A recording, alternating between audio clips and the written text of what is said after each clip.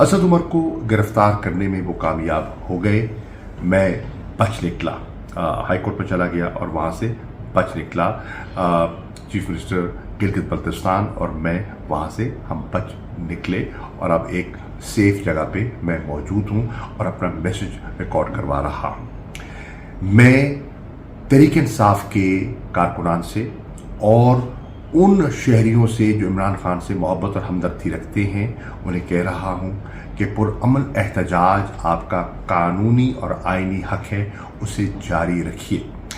हमने फैसला किया है चंद लोकेशंस का और मज़ीद लोकेशंस भी मैं आपको दे दूंगा, लेकिन जिन लोकेशंस का फौरी फैसला किया वो ये है, कराची में एहतजाज होगा इंसाफ हाउस में, दोपहर के वक्त का टाइम दिया है 2 बजे के बाद का। तो कारकुनान से गुजारिश है कि इंसाफ हाउस पहुँचें, अपना पुरअमन एहतजाज रिकॉर्ड करवाएं और इमरान खान से यकजहती का इजहार करें। इसी तरह लिबर्टी चौक लाहौर में शाम 5 बजे सबसे दरख्वास्त है कि वहाँ पहुँचें और अपना एहतजाज रिकॉर्ड करवाएं। इसके साथ साथ पेशावर में जो है किला बाला हिसार, वहाँ लोगों ने जमा होना है और अपना एहतजाज रिकॉर्ड करवाना है।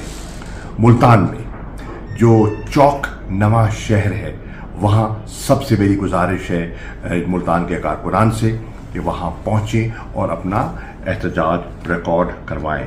और इस्लामाबाद में H11 वो जगह जहाँ इमरान खान साहब को उन्होंने नज़रबंद किया हुआ है, कस्टडी में अबडक्ट करके रखा हुआ है। और इसी तरह रावलपिंडी में सदर में एहतजाज करना है।